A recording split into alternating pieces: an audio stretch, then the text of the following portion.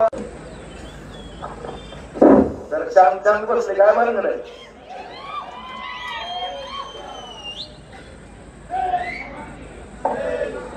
जय भवानी, जय भवानी, जय जय Shriram. Doctor Babasaheb आंबेडकरांचा आज या ठिकाणी उपस्थित फक्त आता माझी विनंती की कुणी सुद्धा एक फटाकडे उडू नका एवढीच विनंती करतो तिकडे आता भाषणामध्ये. आज या ठिकाणी सुरुवातीलाच आताच अरुण भाऊनी मला फोटो दाखवला. काय या आईची सवय काय जपणार, या आई वाकडी शब्दाची कुत्रीची वाकड्या शब्दी जाईल. आयला मी ग बसतोय विकासाच्या नादी लागलोय. या आणखी माझा जुना राजारावच खवळायची तयारी काही होते. मी जर पहिल्यासारखं आणखी आगाऊपणा करायला लागलो तर तुम्हाला धरणी माझी जागा देईल का? एक तर पहिलं कोणाचा आधार नव्हता तर मी तुमच्या बापाला कधी जमून दिलेला लागलो. आता तर मी कोण आहे का आहे की तुम्हाला पण माहित आहे. पण आता म्हणून सुद्धा थोडी होईल नका नादी लागू, शांत बसा.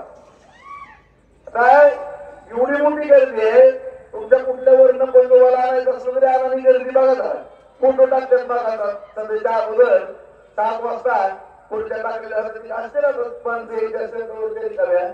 ये बाबा कोणी फोटो टाकलाय का नाही तुझ्या पंजोबाला पण वरण घेतलं घेऊन येईल, तू पण बघितलं गर्दीची. तुझ्या 70 पिढीच्या मातीपेक्षा 10 पट गर्दी ही इकडं. आता तुम्हाला 3 भाषा कळली जा. आज एक ठिकाणी माझी मीडियाला सुद्धा विनंती, आज मला सगळीजण माफ करा, आज बॅटिंग लय मोठी. काय झालं माहिती का, तुम्ही पण इतक्या अडचणी झालाय, तुमचं पण रक्त सरसरा नाही झालं. काय व्हायला नुसतं आपली भाषणामध्ये जरा वेगळीच व्हायला लागली. कारण आपण या ठिकाणी हे बाबा फटाकडे उडू नको हात जोडतो. आज या ठिकाणी फटाकड्या भरपूर आहेत माझ्या तोंडात काहीच म्हणून. आज या ठिकाणी पहिल्यापासून आपला जे आक्रमक पवित्र होता थोडा सोडला. आपण या ठिकाणी पोटापाण्याच्या नादी लागलो. सर्व जनतेला या ठिकाणी पोटापाण्याचे प्रश्न सोडवण्याच्या ह्याच्यामध्ये विषयामध्ये मग्न झालो मित्रांनो.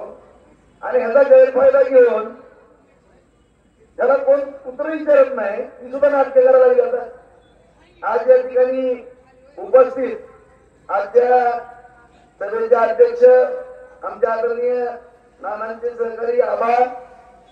व्यासपीठावरती उपस्थित दादा निरंजन मालक, अरुण भाऊ, रमेश बारशीचे प्रतिनिधी म्हणून सगळ्यांचे आमचे माजी नगराध्यक्ष अण्णा, सर्व वयाचे प्रतिनिधी म्हणून आता 3 नेते आणि आमचे जमाल माजी सभापती पुरवठे दादा, उपस्थित सर्व केसके पाटील, सर्व व्यासपीठावरील नेते मंडळी मित्रांनो. आता पुढे माफ करा आदरणीय माझे पूर्वज सर, समोर बसलेली सर्व वडीलधारी मंडळी, तरुण मित्र बांधवांनो आणि त्यांच्या विजयाकरता आपण या ठिकाणी उपस्थित झालेले अशा आपल्या सर्वांच्या भगिनी आदरणीय अर्चनाताई पाटील, उपस्थित सर्व पत्रकार बांधव.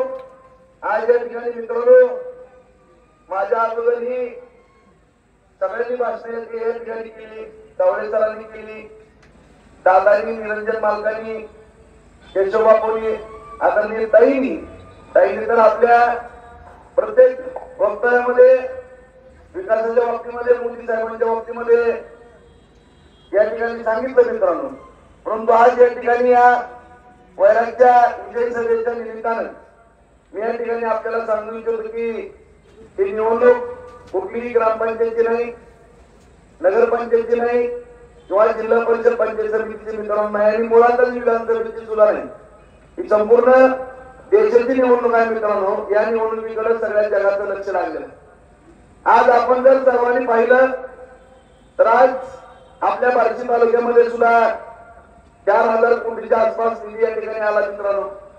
आदरणीय ताईने आता सांगितलं की आमचे सहकारी मित्र राणादादांनी सुद्धा त्यांच्या मतदारसंघामध्ये धाराशिव उस्मानाबाद जिल्ह्यामध्ये मोठ्या प्रमाणामध्ये 1000 त्या ठिकाणी सुद्धा केला नाही.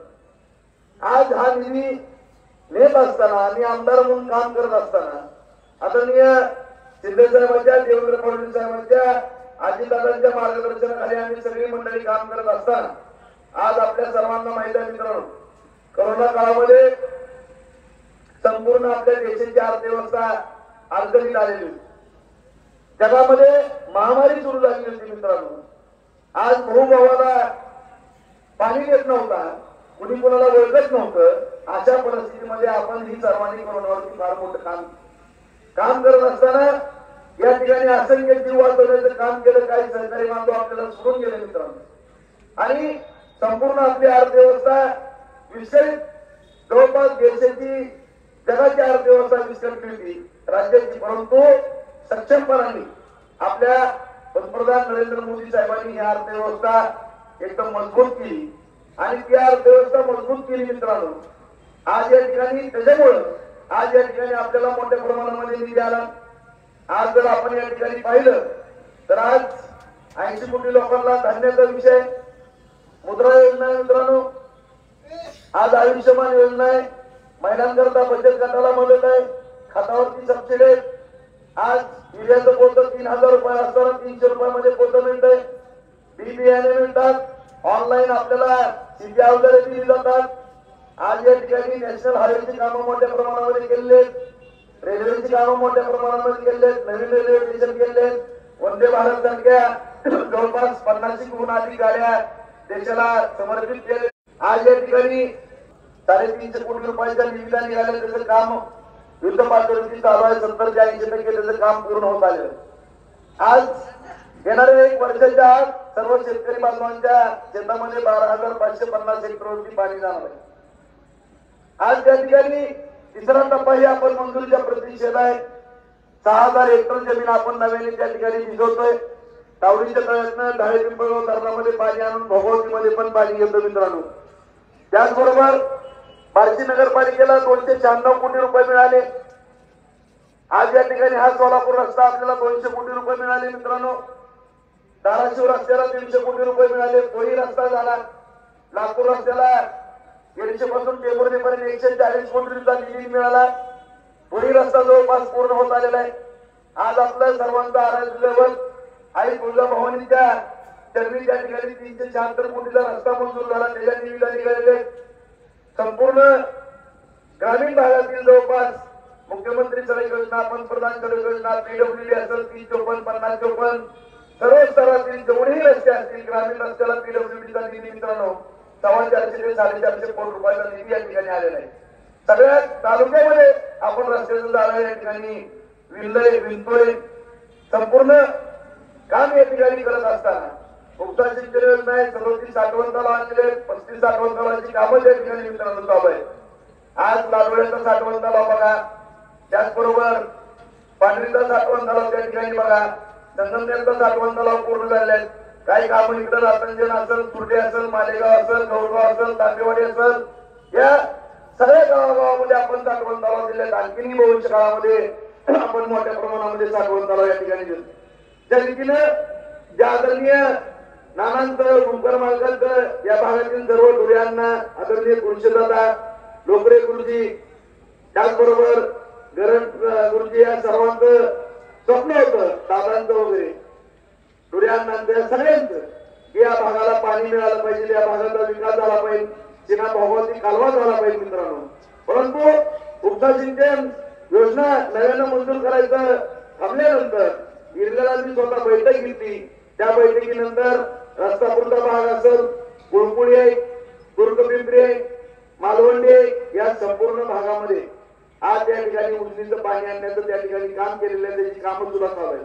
आज जर आपण जाऊन पाहिलं कोरपळे वगैरे भागामध्ये सगळे पाईपलाईन टाकण्याचे काम चालू आहे मित्रांनो.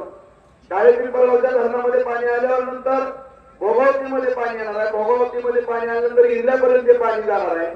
त्याचबरोबर उंडेगाव वगैरे सगळा परिसर हा वैरागचा सगळा पूर्ण मॉडर्न असलेला भाग त्या ठिकाणी बागायती क्षेत्र त्या ठिकाणी होणार आहे.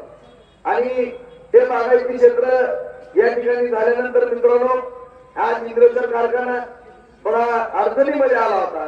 त्या कारखान्याला सुद्धा माननीय फडणवीस साहेबांनी मदत केली. त्या ठिकाणी हर्षवर्धन भाऊचा कारखाना अत्यंत चांगल्या पद्धतीने चालतो मित्रांनो. आज आर्यन शुगर सुद्धा बंद पडलेला होता. आपल्या विरोधकाचा कारखाना तो होता. डीसीसीचा कार्यक्रम करून त्यांनी कारखाना काढला. डीसीसी बँक अडचणीत आणली, परंतु आपल्या तालुक्यातलं युनिट बंद पडता कामा नये. शेतकऱ्याचे पैसे त्या ठिकाणी बुडवले गेलेले होते, ते सुद्धा पैसे आपण वसूल करण्याच्या अटीवरती त्यांना सहकार्य करण्याची या ठिकाणी शब्द दिला. त्यांनी तो कारखाना घेतला. डीसीसी बँकेतनं माननीय फडणवीस साहेबांच्या माध्यमातून प्रशासक त्या ठिकाणी जे प्रशासक आपल्या माध्यमातून काम करत असताना आपण त्या ठिकाणी 15 कोटी रुपये त्यांना उपलब्ध करून दिले. शेतकऱ्याची देणीही दिली. आता नव्यानं आपण 60 कोटी रुपये त्या ठिकाणी फडणवीस साहेबांच्या माध्यमातून त्यांना देऊ केलेले आहेत मित्रांनो. आज तर ते उमेदवार पवार साहेबांचे, तरी सुद्धा आपण या ठिकाणी कारखान्याच्या बाबतीमध्ये कुठलं राजकारण पाहिलं नाही. दिलीप गांधी ह्या वैरागचे पुत्र आहेत, त्यांना सुद्धा आपण सोयाबीनचा प्लॅन करायला लावला. आज अशा रीतीनं बार्शीला सुद्धा MIDC मंजूर झालेले आहे मित्रांनो. त्या ठिकाणी सुद्धा कारखानदारी चालू आहे. आज आता ताईंनी सांगितलं जवळपास 1,000हून एकर अधिक जमिनीमध्ये कोरगावला, धाराशिव, उस्मानाबाद आणि आपली बार्शीच्या बॉर्डरवरती MIDC मंजूर केली दादांनी. त्या ठिकाणी सुद्धा टेक्सटाईल पार्क या ठिकाणी एक माननीय पंतप्रधान नरेंद्र मोदी साहेबांच्या मार्गदर्शनाखाली दादा त्या ठिकाणी टेक्सटाईल पार्कच्या प्रयत्नामध्ये त्या ठिकाणी सुद्धा 10,000 तरुणांना त्या ठिकाणी रोजगार मिळणार आहे. अशा रीतीनं एका बाजूला पाणी असेल, तरुणांना काम मिळण्याचा विषय असेल, रोजगार मिळण्याचा विषय असेल, पोटा पाण्याचा विषय असेल, दळणवळणाची साधनं निर्माण करण्याचा विषय असेल मित्रांनो, आणि हा विषय आपण घेऊन एका बाजूला काम करतोय, दुसऱ्या बाजूला टिंगलटावाळी या ठिकाणी केली जाते. आज आपण मगाशी म्हणलं कधी, कारण या ठिकाणी काम करत असताना मी दादांनी आता सांगितलं भाषणाने ताई मदत करतो म्हणणारे या ठिकाणी. आज मित्रांनो निश्चितपणे मी वैरागमधील माझ्या सर्व जनता जनार्दनांना, मतदार बंधू भगिनींना, माझ्या सर्व पदाधिकाऱ्यांना, सरपंच, चेअरमन, सदस्य, ग्रामपंचायत सदस्य, गावगावचे प्रमुख पदाधिकारी किंवा जनता जनार्दन या ठिकाणी उपस्थित आहे मित्रांनो. या शहरातले सुद्धा सगळे व्यापारी या ठिकाणी ऐकतात. आज संतनात कारखाना चालू होता मित्रांनो, ही बाजारपेठ खुललेली होती. आज या ठिकाणी प्रचंड मोठा अर्थकारण या ठिकाणी वैरागमध्ये होत होतं, परंतु पुराच्या पांढऱ्या पायानं हा कारखाना बंद पडला. त्या गोष्टी सुद्धा या ठिकाणी आठवणीत आणणं गरजेचं. आणि तो कारखाना जर चालू करायचा असेल तर या ठिकाणी माझी नम्रतेची विनंती आहे की आज आपण अर्चना ताईला या भागातून कमीत कमी 20 ते 25,000 मतं देखील येणं गरजेचं, जेणेकरून तुमच्या लोकप्रतिनिधीला त्या ठिकाणी ताट मानेनं जाऊन त्या ठिकाणी या तालुक्याचा प्रश्न मांडता यावा. त्या दृष्टिकोनातून आपल्याला या ठिकाणी मतं देखील येणं गरजेचं. आज जर मित्रांनो थोडंफार मतं देखील कमी मिळालं आणि कुठल्या तोंडाने त्या ठिकाणी जाणार आहे तुम्ही सांगा, तुम्ही सांगा. या ठिकाणी आज शबासकीची थाप कधी मिळते, कुणी असू द्या की चांगलं काम केलं. आज आपल्याला चांगलं काम करावं लागणार आहे. या ठिकाणी 4 दिवस राहिलेले, 4, 5, 6, 7 तारीख, 7 तारखेच्या 5 वाजेपर्यंत मित्रांनो जसा युद्धाचा पवित्र आपण देतो तसा पवित्र घ्यायचा ही माझी तुम्हाला सगळ्याला विनंती आहे. अजिबात कुणी सुद्धा ढिल्लं पडायचं नाही. प्रत्येक कार्यकर्त्यांनी जीवाचं रान करून 5 मत आणून या ठिकाणी ही निवडणूक आपण गांभीर्याने घ्यायची. कारण ही निवडणूक आपल्या सर्वांच्या भवितव्याची निवडणूक आहे मित्रांनो, ही साधी सुद्धा निवडणूक नाही. गेले 25-30 वर्ष झालं आपल्या या तालुक्याची वाया गेलेले. 25-30 वर्ष झालं या ठिकाणी आपल्या जुन्या जाणत्या माणसाला या ठिकाणी अडचणीत आणण्याचा प्रयत्न केलेला आहे. गावोगावी भांडणं लावणं, कुठलाही उद्योग नाही, धंदा नाही, विकास नाही, गावात निधी नाही, गावातले रस्ते नाहीत, पाणी पुरवठा योजना नाहीत, कुठल्याही योजना या ठिकाणी या वैराग भागामध्ये तर नव्हत्या. वैरागला तर त्यांनी शत्रू मानलं होतं काय की मला काय माहित नाही.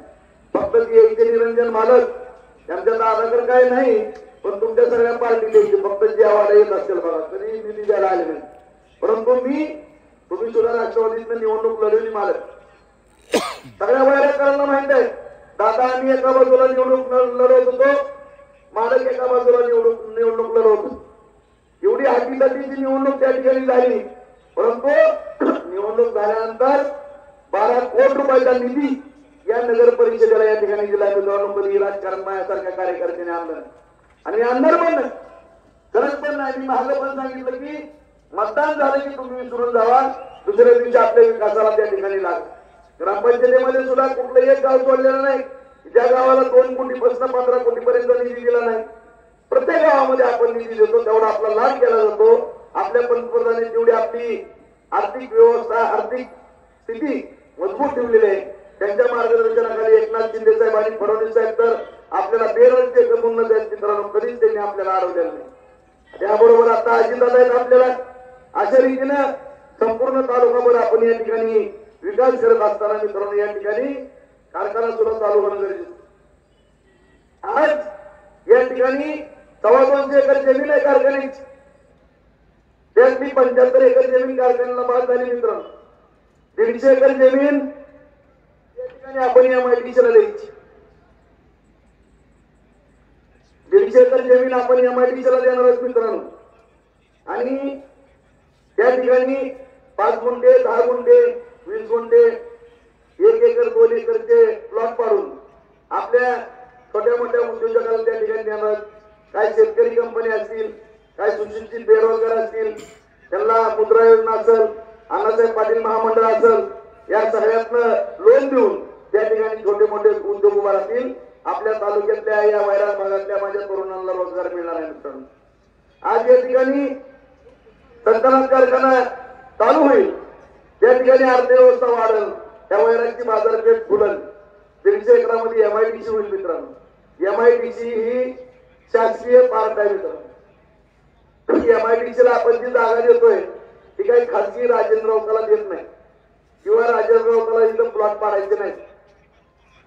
ती जागा आपल्याला सरकारला द्यायची, सरकारकडनं त्याची मोठा मोबदला घ्यायचा, कारखान्याची सगळी तिन्ही द्यायची. आणि नवा माझा एखादा मित्र जी 2-3 आहेत जे फडणवीस साहेबांनी सांगितलेलं आहे त्यांना खासगी तत्वावरती आपण हा कारखाना चालवायला देणार कर्ज नील करून. आणि काल एक महाशय निरंजन मला जरा कमी झोपलं तुम्ही, ज्याला आकलीचा कांदा नाही, आजच्या आयुष्यामध्ये मॅनेजमेंट किंवा कुठल्या तरी एखाद्या कुणाच्या समोर तरी तडजोड करून आपली उपजीविका करण्यामध्ये धन्यता मानणारा हा इथला कुंकुल माजलेला दादा, मी तुमच्यामुळे बसलो होतो त्याचं नाव निंबाळकर आहे म्हणून. आता जर माझ्या नादी लागला पट्ट्या अरे माझं मूठ टाकायला की दालता ह्याला विचार कर ना तू. माझ्याबद्दल बोलतो का तू? माझ्याला लय कुंकुड आहे तुरतुर करतो का मध्ये कुत्र फरपटल्यासारखा फरपटील माया पण नादी लागलो. राजा रोज म्हणतात मला पण तीनदा राजभू भेटायला यायचे, राजभू भेटायला यायचे. लायकी आहे तुझी मला भेटायला यायची. तुझ्या अवकाश सुद्धा नाही मला भेटायची. नानाचं तर नाव घ्यायची, तुझ्या अवकाश पण नाही. जे नाना या ठिकाणी हयात होते सगळ्या नानांच्या जवळच्या माणसाला माहित आहे, दादांच्या जवळच्या माणसाला माहित आहे, शाहूनला माहित आहे, सगळ्या कुटुंबाला माहित आहे. कोण गेले रे अंगावर दादाच्या? कुणी दादाचा शर्ट फाडला, कुणी नानाला दुखवलं. जे आमच्या मार्गदर्शक होते, ज्यांचा आशीर्वाद त्यांचा आम्ही घेतो, त्या नानांचं आणखी 10 वर्ष आयुष्य वाढलं असतं मित्रांनो. यांनी त्याचा फटका केला. सातत्यानं नाना राजकारणामध्ये त्यांच्या हयातीमध्ये नाना राजकारण करत असताना कुणीला काय ताटली बाटली होती, कोण फुटलं, कोण गेलं कुणाकडे ही सांगा पहिल्यांदा. लायकी असेल तर बोला तुम्ही. आणि राजाराव प्लॉटिंग करणार आहे. किती एकर जमीन आहे जा मोजायचं म्हणलं तर तुला रात्रभर का पुरायची नाही, इतकी जमीन आहे मला. माझ्या काय आताचीच नाही, माझ्या बापदादाची जमीन आहे. माझे पण बापदादा वतनदार होते. अख्खा शहराच्या 40% जमिनीचा मालक मी होतो. 11व्या पिढीतला मी आहे. कडोजीराव म्हणून तिथं कोकणात आले होते. अख्ख्या शहराचं जेवढं क्षेत्रफळ आहे त्या 40% जमिनीवरती माझी मालकी होती मित्र. हे कुटुंब झाली, तिकडे जमीन गेल्या. आम्ही तर काय उपरे बिपरे नाही. त्यामुळे ती जमिनीचं जागेचं मला कौतुक सांगू नका. आणि तुम्हाला माहित आहे तुमचं तुम्हाला कसा आसमान दाखवला नोंद. आणि त्यामुळे आपल्या जिभेवरती नियंत्रण ठेवा. जर तुम्ही त्या लेवलनं जर चालला आणि मी जर कधी सटकली माझी गाडी तर तुम्हाला कुठल्या ठिकाणी पोहोचवून ती कळून येणार नाही. कारण तुम्ही कुणाच्या जमिनी हाणल्या. सुरटीच्या ब्राह्मण समाजाच्या त्या माता भगिनींना काय त्रास दिला, त्यांनी काय शासनात दिलं ती पहिल्यांदा बघा. तुमची काय अवकाश आहे, तुम्ही किती जणांच्या जमिनी लुटता, कुणाला लिहून देता, कुणाची दादागिरी करता, हे सगळ्याला माहित आहे वाराकरांना. तुम्ही दादागिरी करूनच दाखवा. मी तुम्ही तुम्हाला कुठं काय करतो काय नाही ती तुम्हाला कळेल तिचा पोहोचल्यानंतर. त्याच्यामुळं माझ्या नादी लागण्याचा कोणी प्रयत्न करू नका. दुसरं पण असंच आहे, त्याचा आधासाठी अडचण आहे माझी. त्या दादाचं नाव निंबाळकर आहे म्हणून मला गप्ती बसायची पाहिजे होय. आणि दुसरे सुधीर बापू बारबोले माझे मित्र आहे तिथं, त्यांच्यामुळे दुसऱ्याला गप बसायची पाहिजे. आनंदाला बारबोले माझ्यावर फिरतात. आठवड्यातनं एकदा मुंबईला आम्ही असतो. चंदूबापू माझे दोस्त बारबोले आदरणीय आबा भगवंताच्या देवळात मी रोज त्यांच्या पाया पडतो दिसली. आणि ती विश्वास भाऊ आता काय ना तुला अख्खं आयुष्य पालत्या पायाचा राजा, तू काय आता जन्माला आलेला माणूस कशाला तू नाटक करायला लागला, कशाला माया नावानं बोंबला लागला. त्या मराठ्याचं काय सांगायला लागला, मराठा समाजाचं, मराठ्याच्या आरक्षणाचं. तू कधी तर दिसला का बाबा त्या मराठा समाजाच्या कुठल्या कुठल्या आंदोलनात कशात काय. त्या मराठा महासंघाचा मी अध्यक्ष होतो. काय आमच्या जीवनामध्ये घडलंय, ज्यावेळेस आम्ही मराठा महासंघाचं काम करत होतो मित्रांनो, त्यावेळेस आम्ही पोलीस स्टेशनला मार खाऊ खाऊ आमच्या अंगावरती गुळणे आहेत. तेव्हा ही कुठंतरी जी माझ्या अगोदरचा नेता होता त्याचे बूट चालत होता, कुठंतरी एखादं काम मिळावं. ही तुझ्या होता, तू दुसऱ्याचे पैसे बुडविणार आणि काल नाव घेतलं त्या डिसलेचं आणि डिसले. अरे त्याला मी सभापती केला आणि जी आदरणीय नानांनी मला सांगितलं होतं राजाभाऊ तुम्हाला माहित नाही म्हणले ह्यांच्या नादी लागणार का, ही विचित्र माणसं आहेत, बरोबर घेऊ नका. दादाला माहित आहे, दादा साक्षीदार आहेत. कारण ही फक्त उद्योग व्यवसाय किंवा कॉन्ट्रॅक्ट साठी तुमच्याकडे येतील, तेवढा फायदा घेतील आणि दोन्हीकडे टाटा बायपास करतील, आपल्या कार्यकर्त्याला त्रास देतील. ठीक आहे मित्रांनो, सभापती म्हणून तिथं बसवलं. ज्या पोरांनी त्यांना सभापती केलं आपल्या कार्यकर्त्यांनी, ज्यांनी जीवाचं रान केलं, त्यांची कामं करायची नाही आणि आंध्रातल्या विरोधाची कामं करायची. आज 150 कोटीची कामं दिली, त्याला बोलून घ्या. बारबोली सोड बारबोलीला पण त्याला पण चंद्रनाथ महाराज आहेत. 150 कोटीची कामं दिली मित्रांनो, त्या रुपयात निंदा नाही, रुपयात निवडणुकीच्या पण नाही आणि कधी कुठल्या ह्याच्यामध्ये निंदा नाही. मला निंदा राहायची गरज पण नाही.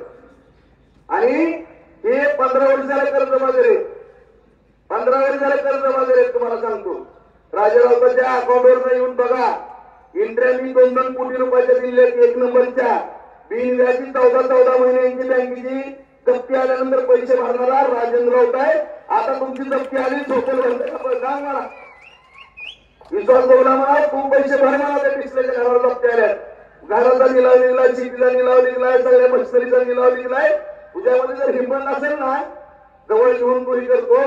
तू फक्त राजारावताना जसे लिलाव थांबवले ना, तसे लिलाव थांबण्याची तुमची मैत्री दाखवण्याची कोण आहे का ती पहिल्यांदा बघा, मग माझ्यावरती बोला. मुद्दली जी लावली टाळायला नका करू. मी पुन्हा बसतोय, तुमचे भाऊ पण माझ्या बरोबर आहेत, मी त्यांचा आदर करतो. आणि तुम्हाला असं वाटतं का की माझं तोंड मला नाही किंवा मला बोलायला येत नाही किंवा मला जीव नाही. अरे तुमचं काय उद्योग आहे, कुठं ठिकाणी काय केलं होतं काय नाही. जर एक कुठाने काढले ना, ठरणीमाय जागा द्यायची ना, ठरणीमाय काय लायकीचे पण काय नाही. एक जर कार्यक्रम तुम्ही स्वतःहून अडचणी देता. तुमचं कोण कसं वाटतंय सकाळपासून संध्याकाळपर्यंत, कोण कुठल्या महिन्याच्या ठिकाणी जाते, कोण नोटा उधळतंय कुठं ते बघा ना. अरे तुम्ही असं जर उधळ असा करायला लागला मिळालेल्या पैशातनं, तर तुमच्या राष्ट्र नशिबाला गरिबीच येणार आहे.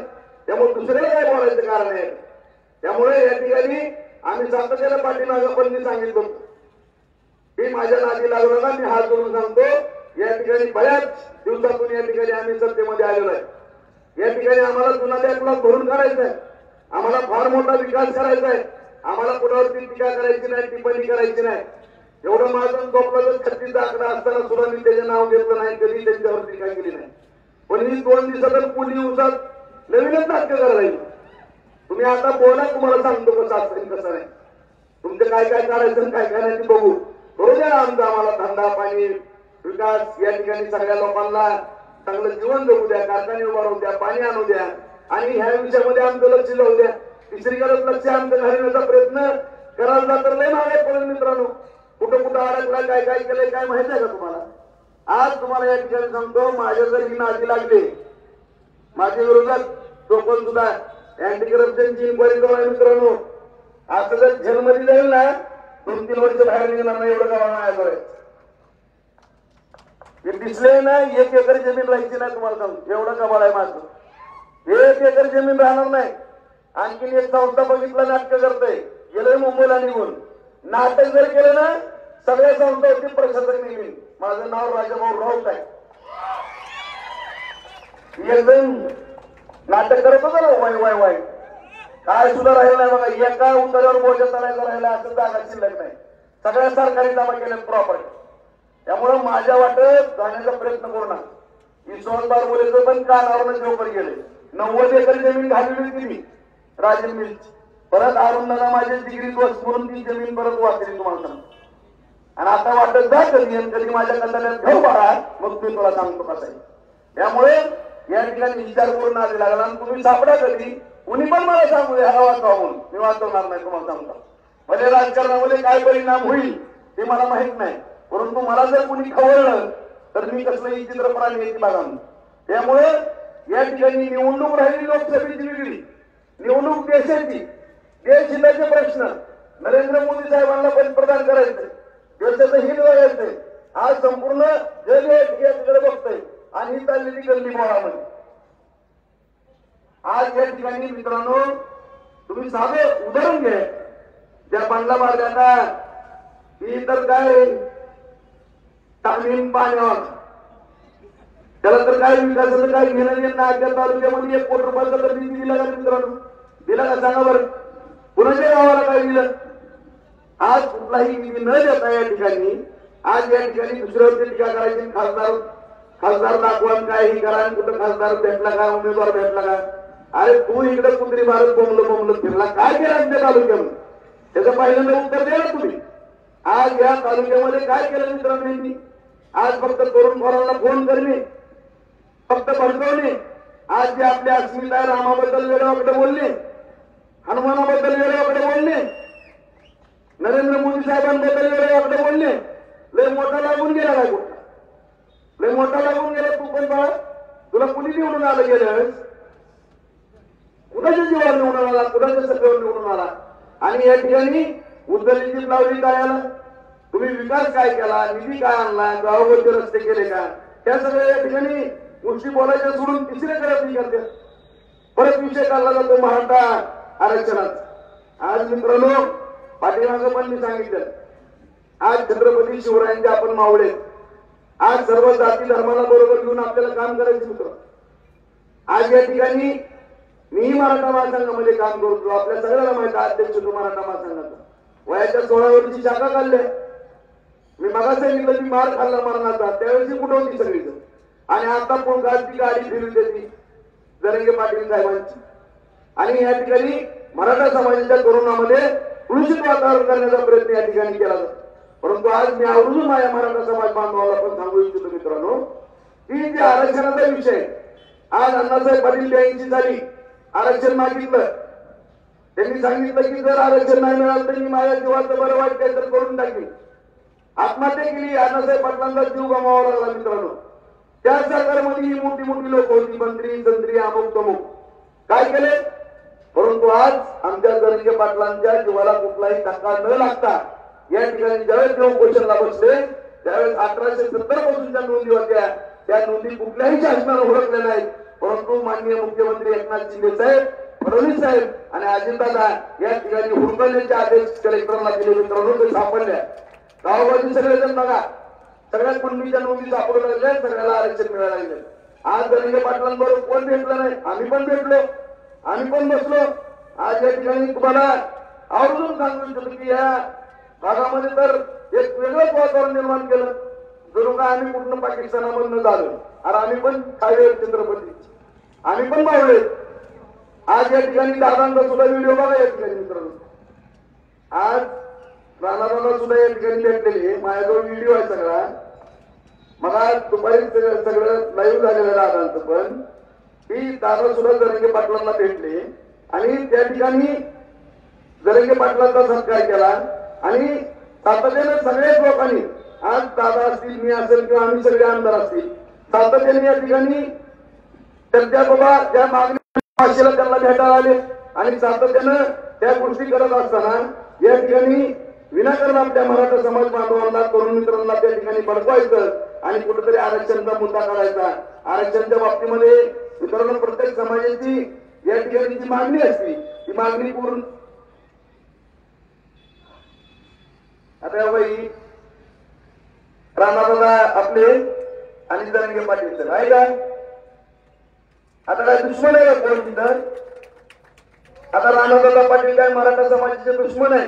राजाभाऊ एक मराठा समाजाचा दुश्मन आहे? संतोष निंबाळकर ठिकाणी चालू आहे.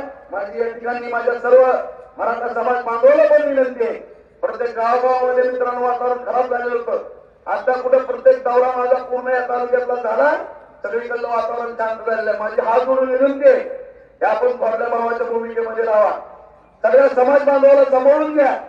तुम्ही विकासाचं बघा, विकासाच्या बाबतीमध्ये ते जबाबदारी आमच्यावरती सोडा. कुणी कुठली काळजी करू नका.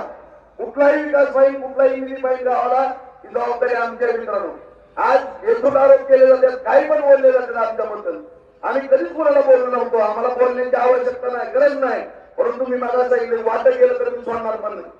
कारण माझा जुना जर राजेंद्र जागा झाला तर मी यांना पळता होईल थोडी करत. आणि त्या थराला मी येऊन देऊन मला एवढी माझी भावना आहे.